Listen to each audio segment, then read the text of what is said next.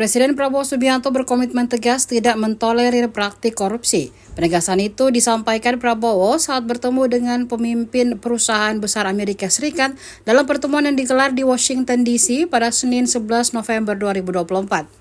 Hal tersebut disampaikan Menteri Investasi dan Hilirisasi Roslan Roslani.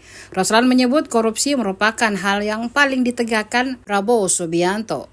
Menurut Roslani, Prabowo menyampaikan bahwa tidak ada toleransi sama sekali tentang korupsi. Prabowo bahkan sampai meminta para investor Amerika Serikat untuk menelepon dirinya jika menemukan praktik korupsi atau ada yang berbuat masalah. Setelah itu Prabowo menyebut bahwa korupsi merupakan kanker.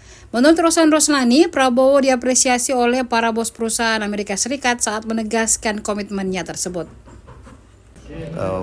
Presiden menyampaikan bahwa pertama yang paling strong sampaikan bahwa korupsi itu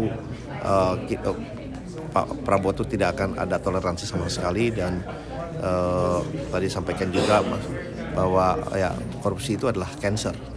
Download Tribun X sekarang, menghadirkan lokal menjadi Indonesia.